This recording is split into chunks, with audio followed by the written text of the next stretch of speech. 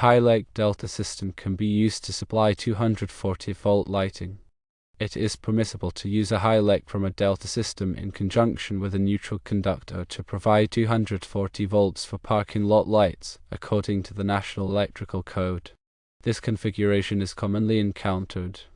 In a high-leg delta system, one phase, known as the high leg, exhibits a voltage that is approximately 1.732 times greater than the voltage of the other two phases. For instance, if the other two phases measure 120 volts each, then the high leg will measure approximately 208 volts to ground.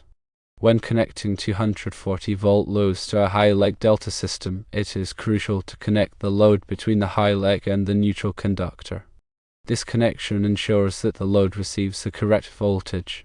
For example, if the high leg to neutral voltage is 208 volts, and the supply transformer is properly tapped, connecting a 240-volt rated load between the high leg and neutral should provide the required voltage for proper operation, although it should be noted that the load will only see 208 volts and not 240 volts.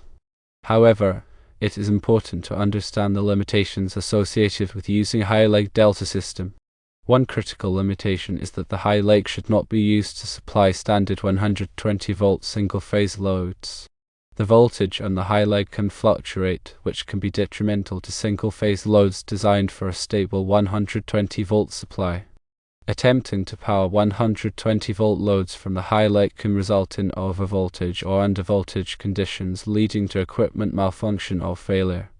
To avoid such issues, single-phase loads should be connected to one of the other two phases in the delta system, which provide a consistent 120-volt supply to neutral. Furthermore, it is essential to identify the high leg phase in the electrical panel. According to the NEC, the high leg must be identified by an orange marking or other distinctive means to prevent accidental connection of 120-volt loads. This marking helps electricians quickly and easily distinguish the high leg from the other phases. When working with a high leg delta system, it is advisable to consult with a qualified electrician or electrical engineer to ensure safe and compliant installation practices.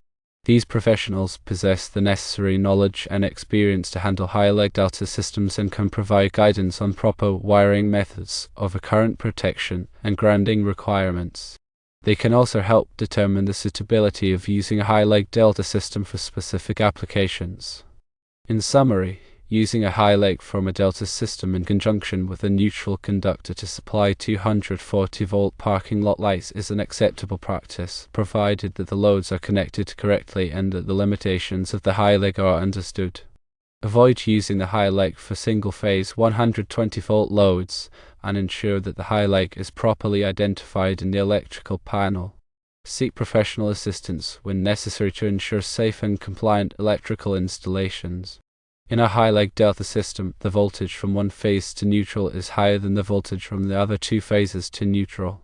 Typically, the two standard phases will have a voltage of 120 volts to neutral, while the high leg will have a voltage of approximately 208 volts to neutral. The phase-to-phase voltage in a high leg delta system is typically 240 volts. The 208-volt to neutral voltage on the high leg is derived from one half of one of the 240-volt windings plus one half of another 240-volt winding with a 120-degree phase shift between the two windings. It's important to understand the vector addition of these voltages to fully grasp how the 208-volt high leg voltage is derived. High leg delta systems are often used in commercial and industrial settings where there is a need for both 240-volt three-phase power and 120-volt single-phase power. The 240-volt three-phase power can be used for equipment such as motors and 8-track systems, while the 120-volt single-phase power can be used for lighting receptacles and other small loads. When working with a high leg delta system, it is essential to properly identify all of the phases and to understand the voltage relationships between them. The high leg should always be clearly marked to prevent accidental connection of 120-volt loads, which could result in damage to the equipment. In addition to the voltage considerations, it is also important to ensure that the high leg delta system is properly grounded. The grounding system should be designed to provide a low impedance path for fault currents, which helps to protect equipment and personnel from electrical shock. Proper grounding is especially important in high-leg delta systems due to the potential for imbalanced voltages and currents. The National Electrical Code provides detailed requirements for grounding high-leg delta systems, and it is essential to follow these requirements to ensure a safe and reliable electrical system. The size of the grounding conductor must be properly sized based on the size of the service entrance conductors, in accordance with the NEC Table 250.102 cone. The grounding electrode conductor should be connected to a suitable grounding electrode, such as a ground rod, a metal underground water pipe, or a concrete encased electrode. It is also important to ensure that all metal enclosures and equipment are properly bonded to the grounding system. Bonding provides a low impedance path for fault currents, which helps to protect equipment and personnel from electrical shock. The bonding conductors should be sized in accordance with NEC Table 250.122. When installing a high-leg delta system, it is important to use properly rated equipment. The overcurrent protection devices, such as circuit breakers and fuses, must be sized to protect the conductors and equipment from overloads and short circuits. The conductors must be sized to carry the maximum load current, taking into account the ampacity of the conductors and any applicable derating factors. The equipment must be rated for the voltage and current of the system. The NEC provides detailed requirements for overcurrent protection, conductor sizing, and equipment ratings, and it is essential to follow these requirements to ensure a safe and reliable electrical system. Before working on a high-leg delta system, it is important to energize the circuit and verify that the circuit is energized using a voltage tester.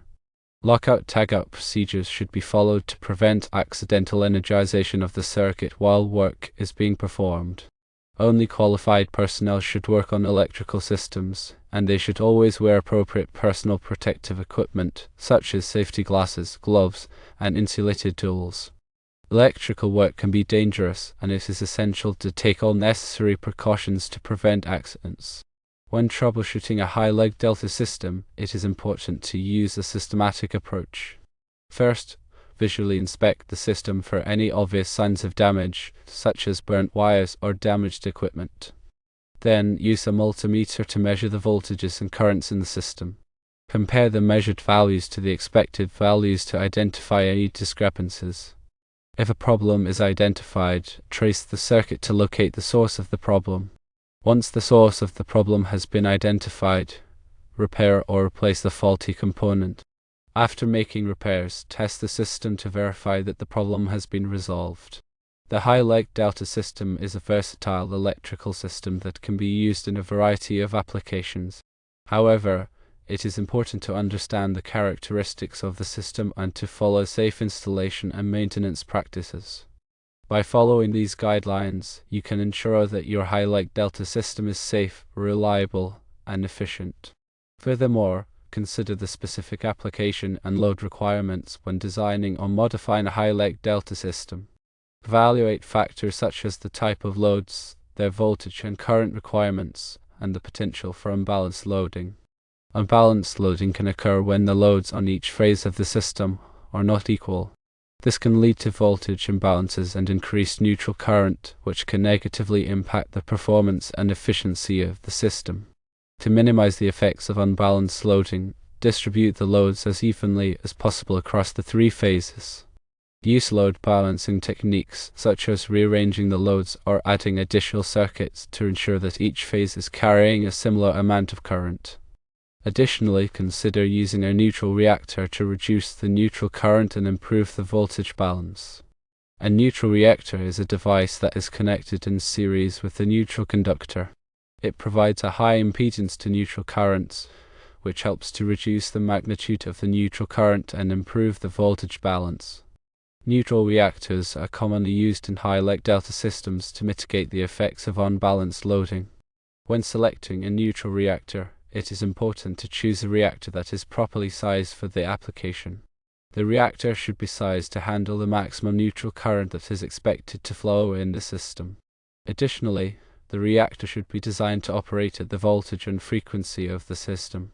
Neutral reactors are available in a variety of sizes and configurations, so it is important to choose a reactor that is appropriate for your specific application. In addition to load balancing and neutral reactors, there are other techniques that can be used to improve the performance and efficiency of high-leg delta systems. These techniques include using power factor correction capacitors to improve the power factor, using harmonic filters to reduce harmonic distortion, and using voltage regulators to maintain a stable voltage. Power factor correction capacitors are devices that are connected in parallel with inductive loads, such as motors and transformers. They provide reactive power to offset the reactive power consumed by the inductive loads, which improves the power factor. A high power factor reduces the amount of current that is required to deliver a given amount of power, which can reduce energy losses and improve the efficiency of the system. Harmonic filters are devices that are used to reduce harmonic distortion in electrical systems. Harmonic distortion is caused by nonlinear loads such as electronic devices and variable frequency drives. These loads generate harmonic currents that can distort the voltage waveform and cause problems with other equipment in the system. Harmonic filters are designed to block or attenuate the harmonic currents, which reduces the harmonic distortion and improves the power quality. Voltage regulators are devices that are used to maintain a stable voltage in electrical systems. They automatically adjust the voltage to compensate for voltage fluctuations caused by changes in load or line voltage. Voltage regulators are commonly used in high-leg delta systems to ensure that the voltage remains within acceptable limits. By implementing these techniques, you can improve the performance and efficiency of your high-leg delta system and reduce energy costs. In addition to the technical aspects of high-leg delta systems, it is also important to consider the safety aspects. High-leg delta systems can be dangerous if they are not properly installed and maintained.